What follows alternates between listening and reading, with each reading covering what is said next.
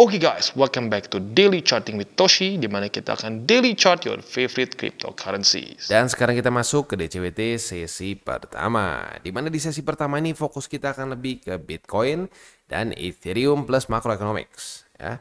Dalam 24 jam terakhir terjadi rally sebesar 1,71%. Dengan total market cap di 3,29 triliun US dollars. Dan untuk Bitcoin, good newsnya apa? Ya, good newsnya dia daily close masih di atas dari MA50. Tepatnya tadi jam 7 tuh di angka 94.750.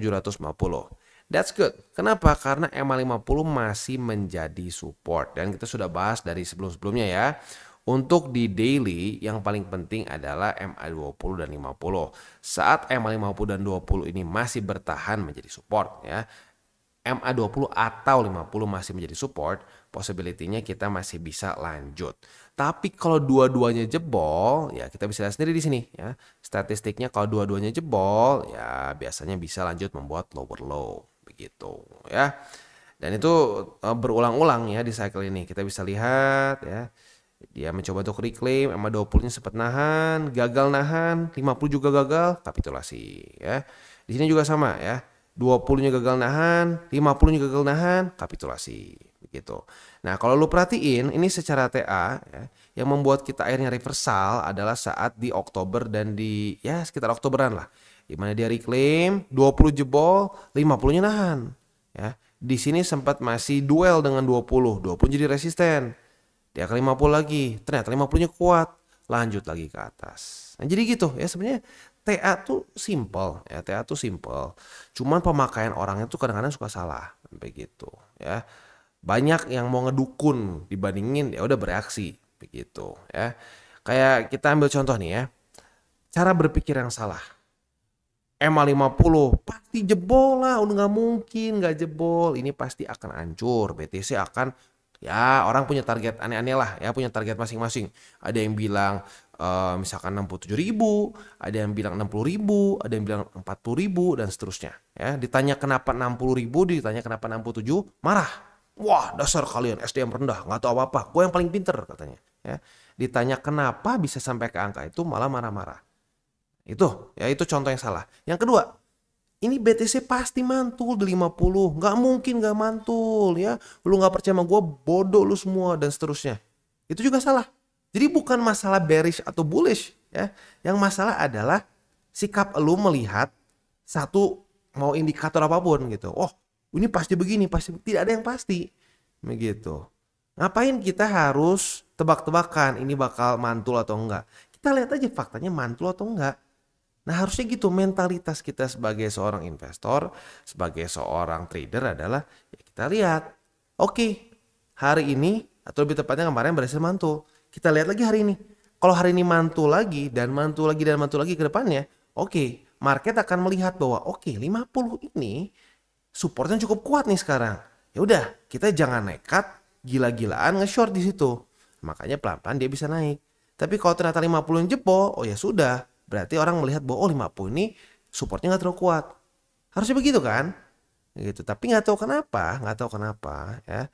Semakin market lebih besar liquidity-nya akan semakin banyak dukun yang tebak-tebakan yang merasa bahwa ini akan tembus, ini akan bertahan dan seterusnya. Ngapain gitu tebak-tebakan nahan atau enggak? Kita tunggu aja faktanya dia nahan atau enggak. Kalau dia nahan ya dan konsisten nahan sebagai support ya kemungkinan bisa lanjut lagi membuat higher high. Itu logikanya sama persis seperti BSB begitu ya. BSB kita sudah sering bahas dulu ya. BSB ini pemakaiannya super simple menurut gue pribadi ya. Cuma dia berhasil bertahan sebagai support atau tidak ya. Ini kenapa ini ya si TradingView kadang-kadang suka begini ya. Oke. Kita tunggu dulu sampai dia keluar. Oke. BSB ya. Kita bisa lihat di sini. Cara pemakaian BSB juga bisa dibilang mirip seperti kita menggunakan MA20 dan 50 ya. Kita tunggu waktu di sini. Terjadi reclaim, bagus gue bilang. Tapi ini masih belum beres, ini masih part 1 gue bilang ya. Kita masih harus tunggu sampai terjadi retest. Udah retest, ternyata terjadi pantulan di sini. Oke, statistiknya saat dia reclaim dan retest dan juga mantul, ya possibility-nya akan membuat higher high. Bahkan kita sudah bahas di situ cenderung akan membuat new all time high kalau dekat seperti ini. Dan voila, terjadi. Wah, apakah Bang Toshi ini dukun? Enggak, bukan dukun, statistik. Ini terjadi berkali-kali ya. Terjadi di sini, terjadi lagi di sini, terjadi lagi di sini, terjadi lagi di mana lagi? Di sini ya. Reclaim, mantul, mengundang apa? New all time high. Begitu ya. Ya, tapi nggak tahu kenapa ya. Semakin liquidity besar di market, akan semakin banyak orang yang nih, lihat ya. Ini akan sampai ke titik ini ya. Tapi nggak dijelasin kenapa. Angka sekian ya. Kalau enggak percaya sama gua, lu semua SDM rendah, lu semua bodoh. Nggak tahu kenapa, itu kayak penyakit. Penyakit liquidity tinggi. Semakin besar liquidity semakin besar liquidity in the market dan semakin juga ada hype di kripto, akan semakin banyak orang-orang yang seperti itu ya. Dan itu sama, MO-nya sama ya. Nanti kalau misalkan ditanya kenapa bisa seperti itu, dia akan dengan gampang menggoblok-gobloki orang yang mempertanyakan dia. Yang bertanya sama dia, kenapa menurut tuh bisa sampai ke angka situ? Oh, sudah jelas dong. Lu aja goblok gak bisa lihat. Nah, kayak gitu tuh. Dan menurut gue itu najis jujurnya. Ya. Najis, tapi suka gak suka, that's part of the market. Tinggal, ya lu mau memfilter gak bullshit seperti itu. Ya, karena kalau gue rasa ya, bullshit itu akan selalu ada. Gue udah beberapa kali, ya ini udah cycle ke berapa gue berarti ya? Menuju ketiga lah berarti ya. Itu pasti ada seperti ini, pasti ada seperti ini dan akan nanti semakin banyak saat liquidity bertambah. Jadi ini adalah warning juga buat para newbies, mungkin bahkan untuk para intermediates pun ya, hati-hati, akan semakin banyak orang-orang yang dengan bullshitnya menyatakan Bitcoin akan ke 67, akan ke 100.000 dalam waktu seminggu ke depan, besok akan ke angka spesifik, nggak ada yang bisa tahu. Begitu ya, jadi hati-hati aja, akan semakin banyak ahli nujum di dunia ini, di dunia kripto saat liquidity bertambah ya. Oke, itu kurang lebih ya untuk Bitcoin. Jadi ya simple ya, sekali lagi main objektif dari Bitcoin kalau ingin mempertahankan momentum bullish adalah bertahan di atas dari EMA 50 dan 20. Bang, kalau jebol gimana bang? Kalau EMA 50 jebol terus dia jadi resisten bang, ya sudah, berarti selanjutnya kemana? Selanjutnya kita tinggal lihat ke BSB ya. BSB sekarang ada di angka 79.250. Nanti seiringnya waktu berjalan ini akan naik juga ke atas. Begitu ya. As simple as that. Gitu. Tapi ya, lagi-lagi di masa-masa seperti ini akan makin banyak orang-orang yang wow, tebak-tebakan, ini akan nahan, ini akan pasti jebol, wah, dan seterusnya. Sekali lagi, tugas elu sebagai trader, sebagai investor yang punya nalar adalah ya jangan didengar bullshit seperti itu. Kita bereaksi aja terhadap market. Begitu ya. Oke, next kita lihat dulu sedikit Ethereum ya. Untuk Ethereum berbeda ya. Bitcoin hanya selamat dari EMA 50, sementara Ethereum dia berhasil mantul di 3.280. Nah, ini buat kemarin yang lo buka posisi long karena ya ini long agresif ya, karena daily close-nya sedikit di bawah dari struktur. Tapi ya buat lo yang buka berarti congrats ya, profit ya. Dan untuk sekarang dia malah sedang retest 3.395 sebagai support. Kita lihat apakah bisa nggak dia menjadikan 3.385 sebagai support atau enggak, atau dia akan takluk dengan EMA 50. We'll see ya. Oke, next kita akan geser dulu ke news. Untuk news ini datang dari US ya, dimana sekarang ini adalah tipping point katanya ya, tipping point antara crypto, inilah ya, specifically untuk Bitcoin, apakah dia bisa mendapatkan status reserve di US, dan ini bisa ada kemungkinan bisa mencapai 280 triliun begitu. Wah, besok bang langsung segini? Enggak ya, pasti perlahan-lahan, cuman punya potensi sampai sebesar ini ya.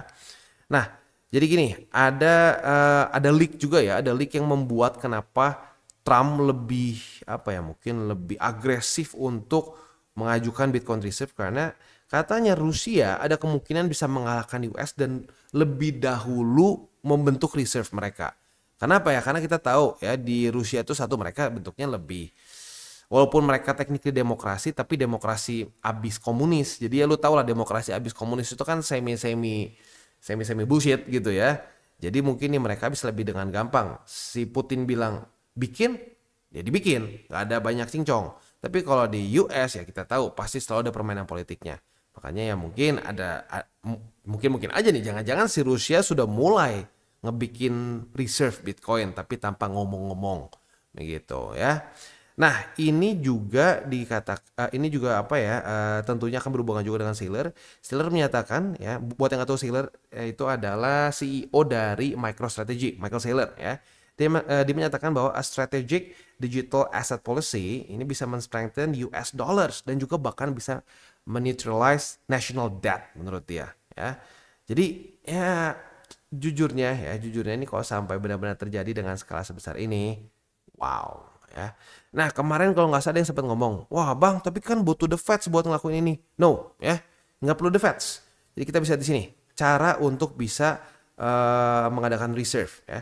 Nah strategic reserve ini contoh lainnya ya, pernah dibuat juga di 1975 di mana waktu itu di-approve oleh Kongres. Jadi nggak perlu the Feds ya. Ini dulu disebutnya US Strategic Petroleum Reserve ya. Ini dibuat karena di tahun 73-74 ya ada oil embargo yang dilakukan oleh negara Arab ya, negara-negara Arab. Karena waktu itu US terlihat terlalu pro Israel ya. Jadi mereka embargo US. Nah, mereka melakukan ada Strategic Petroleum Reserve dan itu nggak perlu the Fed sekali lagi. Itu bisa di-create oleh Act of Congress. Ini terjadi di 75. Begitu. Jadi jangan salah pikir ya. Dan gini loh, banyak yang berpikir gold itu dipegang oleh the Feds. No, ya itu udah ada hukumnya. Gold tuh nggak boleh dipegang oleh the Feds. Di negara lain mungkin benar, ada beberapa negara lain tuh emasnya itu dipegang oleh bank sentral. Tapi di US enggak. Ya udah ada hukumnya bahwa mereka tidak boleh memegang gold. Jadi itu akan ditransfer ke Department of Treasury kalau nggak salah. Ya, lu boleh cek sendiri. Ya. Nah di sini tentunya masih ada perdebatan. Apakah si Trump akan lewat jalur seperti di tahun 75 menggunakan Kongres ya atau menggunakan his executive powers untuk membuat reserve ini sendiri. Karena sebenarnya bisa begitu di mana dia bisa menggunakan executive order yang mendirect US Treasury untuk membuat stabilization fund. Begitu. Ya jadi jangan salah pikir ya harus pakai the Feds, enggak ya. Enggak harus pakai the Feds. Begitu. Tapi kalau sampai the Feds mau bukan mengadopsi lah mungkin, memasukkan Bitcoin ke balance sheet ya mungkin menarik juga. Tapi Jerome seingat gue ngomong masih nggak bisa menurut si Jerome. Ya lagi-lagi lah ya. Banyak yang tadinya tidak bisa sekarang jadi bisa kan. Ya we'll see lah. Semuanya tinggal kita lihat saja. Kalau sampai sudah mulai terjadi FOMO di level negara, ya lihat sendiri ya. Itu mau nggak mau pasti akan mempengaruhi harga. Begitu. Jadi ya kalau gue sih simple. DCA aja. Nggak usah pusing, nggak usah tebak-tebakan. Nggak usah tebak-tebakan 67, nggak usah tebak-tebakan 70, nggak usah tebak-tebakan 40. Udah ada support, beli. Ya. DCA kan bukan all in. Kalau all in mungkin stres. Ya. Kalau DCA turun lagi ya beli lagi. Gitu. Banyak yang nggak ngerti gitu kayaknya mungkin ya. Para dukun tuh mungkin otaknya nggak nyampe bahwa saat lu DCA, ya, harga turun lagi, lu beli lagi di bawah, itu harga rata-rata turun. Gitu ya mungkin itu pelajaran SMP tapi mungkin banyak orang tidur mungkin ya waktu pelajaran harga rata-rata gitu ya yang nggak ngerti lah ya. Oke, next economic calendar untuk hari ini dari US kita coba lihat ada yang penting atau enggak dan jawabannya adalah ada ya, padahal udah Christmas Eve ya, udah Christmas Eve masih ada durable goods order ya dan new home sales. Jadi siap-siap jam 8:30 malam dan jam 10 malam kita akan ada dua data penting dari US dan dua-duanya bintang 3. Jadi siap-siap buat lo yang punya posisi futures, pertimbangkan untuk tutup posisi kalau belum kena target TP by the time jam-jam rawan ini keluar ya. Oke, beres. Next kita akan masuk aja langsung ke nyaris lupa indeks dolar. Indeks dolar kita bisa di sini ada penguatan lagi ya. Tapi sepertinya mulai bereaksi ke upper band sebagai resisten. Bitcoin dominance, dia koreksi lumayan signifikan. Kita lihat apakah dia akan retest MA200 atau 20-nya keburu naik dan dia akan berkontak dengan MA20. We'll see ya. Tinggal kita lihat apakah dia bisa mempertahankan si 200 dan 20 sebagai support atau tidak. Begitu ya. Untuk balance sheet ya, balance sheet itu masih terus turun kayaknya ya. Masih terus turun. Ya kita terus pantau aja kapan mulai ada peningkatan. Kalau sampai mulai ada peningkatan, pertanda altcoin season akan lebih dekat. Yes, itu historically speaking seperti itu ya. Ya, tapi ya sekarang masih belum ya, jadi bersabar aja kita lihat. Ya kita lihat kalau sudah mulai ada peningkatan ya kita bahas begitu ya. Oke, itu kurang lebih gambarannya secara makro ya. Gua ingatkan lagi, tugas kita bukan nebak market mau kemana ya. Tugas kita adalah bereaksi saat market ke posisi tertentu. Begitu. Ingat, dimasukkan ke otak baik-baik, karena kalau salah mindset itu ujung-ujungnya lo akan menjadi dukun. Dukun historically speaking hancur. Dukun mengaku Tuhan 40.000 jebol ya. Lalu di sini ya, dukun halving gue sebutnya ya. Wah, sebelum halving udah 73.000, halving udah pasti nih ya, kita akan 100.000. Turun ya. Dan banyak lagi. Sekarang juga ada dukun 67.000 ya.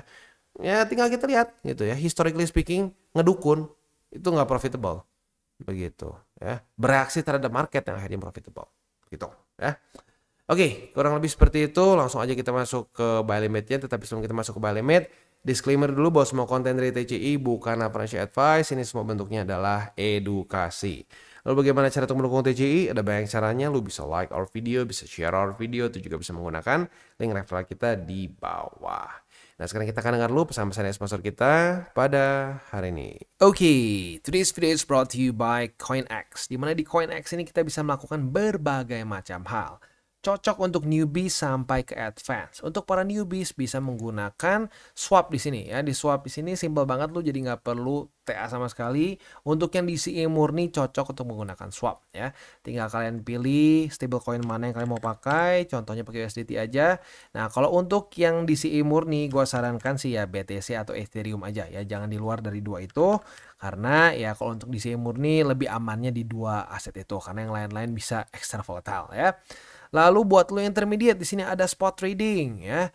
Lalu juga di sini ada margin trading, ada juga futures, dan futuresnya ini bukan cuma futures trading aja, tapi ada juga copy trading. Jadi sangat lengkap buat lo yang mungkin ngerasa bahwa aduh bang, gue mendingan ngikutin aja trader lain yang sudah lebih punya pengalaman. Nah, monggo lo bisa ikutin juga, di sini ada berbagai macam trader yang lo bisa copy.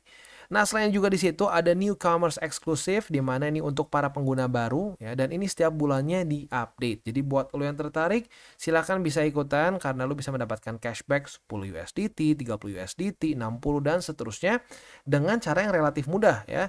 Seperti complete first deposit ya. Lebih dari 40 USDT bisa dapat 10 USDT cashback. Mantap ya. Nah, selain juga di situ kita bisa earning aset yang sudah kita beli. Misalkan kita sudah akumulasi BTC, Ethereum, dan berbagai macam altcoins lain ya.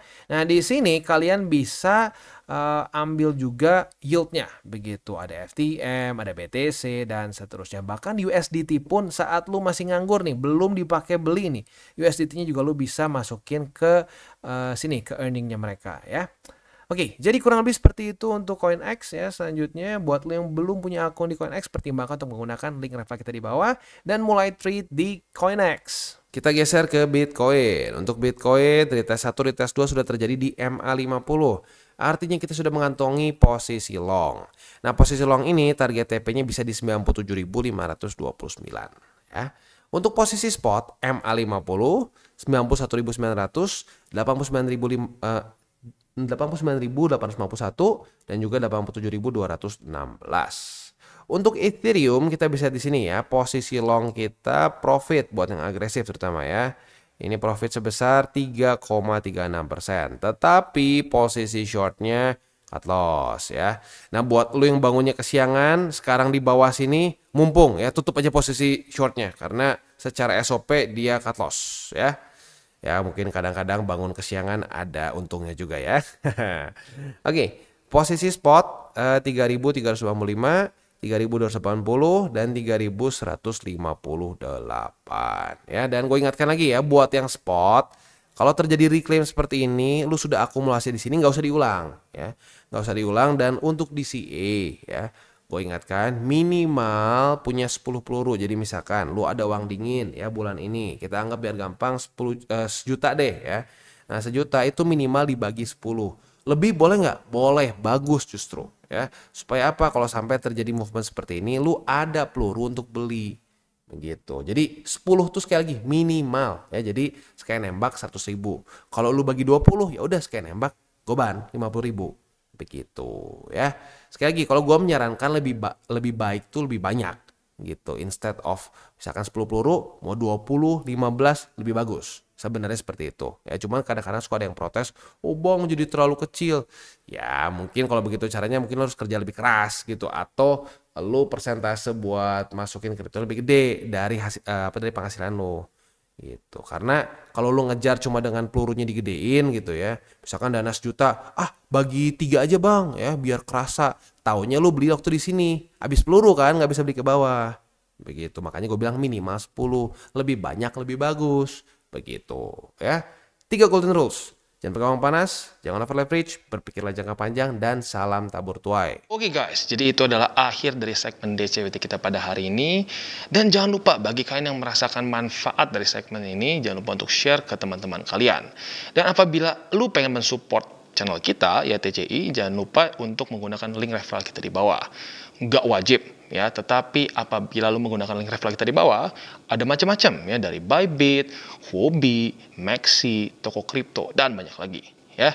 Ya, walaupun nggak wajib, tapi kalau menggunakan link referral kita, lu secara langsung membantu perkembangan dari TCI. Dan satu lagi, jangan lupa juga untuk join Telegram group kita, di mana kita bisa ngobrol-ngobrol santai mengenai dunia cryptocurrency secara 2 arah. So, jangan lupa untuk like, subscribe, click the bell icon, and see you on the next video.